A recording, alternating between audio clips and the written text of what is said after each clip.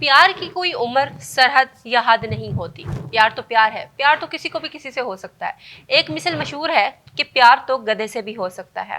تو پھر ہم کون ہوتے ہیں کہ اگر ایک انسان کو دوسرے انسان سے یا انسان کو جانور سے انسیت، محبت یا پھر عشق ہو گیا ہے اور ہم اس چیز کو چیلنج کر سکیں۔ ہمدردی کا جذبہ، پیار کا جذبہ یا پھر پسندگی کا جذبہ ایک ایسا جذبہ ہے جس پہ انسان کا اپنا کنٹرول، اپنا اختیار نہیں ہوتا، کسی کو بھی کسی سے ہو سکتا ہے۔ کم عمر نوجوان کو بڑی عمر کی عورت سے ہو سکتا ہے، بڑی عمر کی عورت کو کم عمر نوجوان سے ہو سکتا ہے، یا ہم عمر لوگوں کو آپس میں ہو سکتا ہے، یا میاں بیوی کو شادی کے بعد ہو سکتا ہے، یا پھر یہ بھی پاسبلٹی ہے کہ ایک پوری عمر گزارنے کے باوجود بھی جو جوڑا ہے وہ آپس میں ایک ایسا جذبہ محسوس کرنے سے ناکام رہے۔ تو ناظرین، کچھ عرصہ قبل، زیادہ عرصہ نہیں، کچھ عرصہ قبل ایک خبر مشہور ہوئی کہ پاکستان میں ایک امریکہ سے خاتون آئی ہوئی ہیں جو کہ پاکستانی نوجوان کی محبت میں گرفتار ہو کے آئی ہیں اور اب وہ یہاں آ کے شادی کرنا چاہتی ہیں۔ سوشل میڈیا پہ بڑی ہائپ شروع ہو گئی کہ دیکھیں کہ بھئی کون سی عورت ہے جو امریکہ سے خاص طور پہ چل کے آئی ہے پاکستان کی محبت میں یا پاکستان کے لڑکے کی محبت میں۔ تو دیکھا جائے یہ معاملہ تب وائرل ہوا جب گورنر جو ہیں کراچی کے، وہ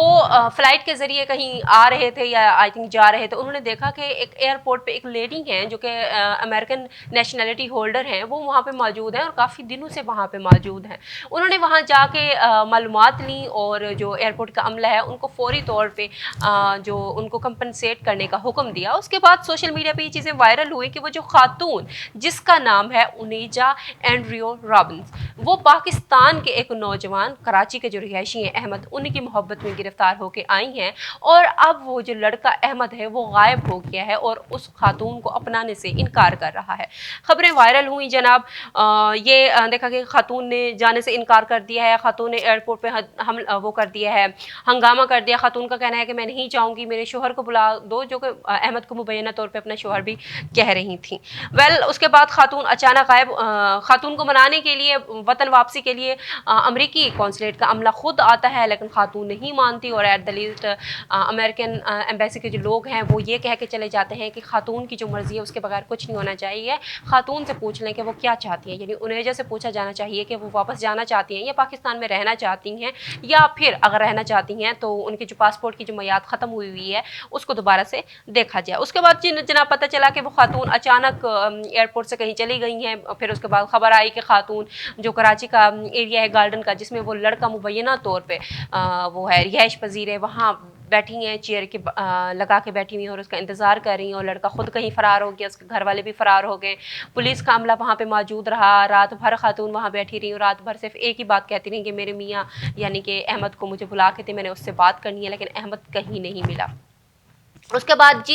جو جتنی بھی انسانی حقوق کی تنظیمیں ہیں انہوں نے انیجا کو رکھنے سے انکار کر دیا کہ بھائی یہ دماغی طور پہ تھوڑی سی کمزور ہیں یا ہو سکتا ہے کہ ان کو کوئی مسئلہ ہو، رکھنے سے انکار کر دیا۔ پھر اس کے بعد آیا کہ جو انیجا ہیں وہ ایک جو تنظیم ہے انسانی حقوق کی، ان کے پاس رہائش پذیر ہے، اور اس کے بعد انہوں نے پریس کانفرنس کی، جس میں پریس کانفرنس کرتے ہوئے انہوں نے کہا کہ اب میں پاکستان میں رہنا چاہتی ہوں، اب میں پاکستان کی ہوں اور احمد میرا شوہر ہے، اور پاکستان کی جو گورنمنٹ ہے وہ مجھے ہر ہفتے 400 سے 500 جو ڈالر ہے وہ پے کیا کرے گے ویکلی۔ اور یہ خبریں چلتی رہیں۔ پھر اس کے بعد یہ بھی خبر آئی کہ انیجا کے بیٹے کا بیان سامنے آیا ہے، اور انیجا کا جو ڈیٹا ہے وہ بھی سامنے آیا ہے، جس میں یہ پتہ لگایا گیا کہ وہ جو خاتون کرمنل ریکارڈ بھی رکھتی ہیں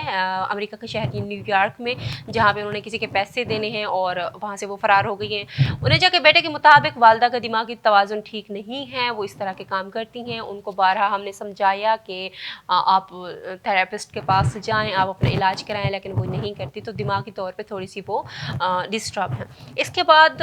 خبر آئی کہ انیجا کی طبیعت کافی خراب ہے، ان کو ہاسپٹل میں ایڈمٹ کرایا گیا، کراچی میں جو جناح ہاسپٹل ہے وہاں پہ۔ پھر یہ خبر سامنے آئی کہ انیجا کے جو باڈی میں ہیموگلوبن کی جو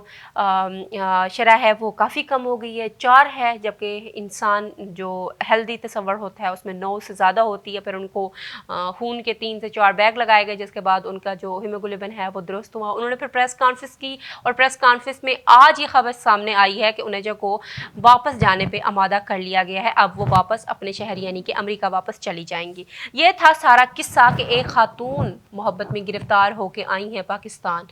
बजाय इसके कि उनको तस्लीम किया जाता, बजाय इसके कि सुलह असलूबी से ये मामला हल किया जाता, इंसानी हकूक़ के नाते ही सही, उनके ज़हरी हुलिया पे तनकीद की गई। उनको इस बात पे तनकीद का निशाना बनाया कि उम्र में वो बड़ी हैं, दिखने में वो सियाफ़ाम अमेरिकन है, जो कि हमारे यहाँ एक आम और बहुत ही गलत चीज़ है कि हम किसी को उसके ज़हरी हुलिये की वजह से हम तनकीद का निशाना बनाते हैं और तारीफ़ भी उसकी करते हैं। उनैजा का जो ताल्लुक़ है वो सियाफ़ाम अमेरिकन की किस्म से है, जबकि अहमद जो लड़का पाकिस्तानी है वो बहुत ही कम उम्र, तकरीबन 17 से 19 साल के दरमियान उसकी उम्र होगी अहमद की।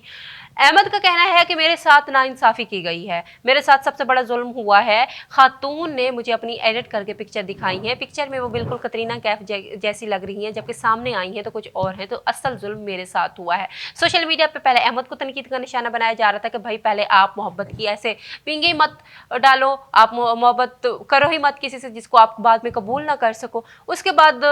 ये सिलसिला बहरहाल चलता रहा और सोशल मीडिया पे काफ़ी मीम्स भी बनाई जाती नहीं, जिनमें कहा जाता रहा कि पाकिस्तान पहली मरतबा अमेरिका की जानिब से आई हुई इमदाद को वापस कर रहा है। खातून के हुलियों को लेकर तनकीद का निशाना बनाया गया, उसकी दिमागी तनकीद को काफ़ी ज़ेर बहस लाया गया, दिमागी हालत को। इस सब में, इस सारे वाक़े में तकरीबन ये जो 2 से 3 महीने के दरमियान हुआ है और पिछले चंद दिनों से इसकी हाइप हुई है, उसमें हम ये भूल गए हैं कि वो जो खातून हैं वो भी इंसान हैं।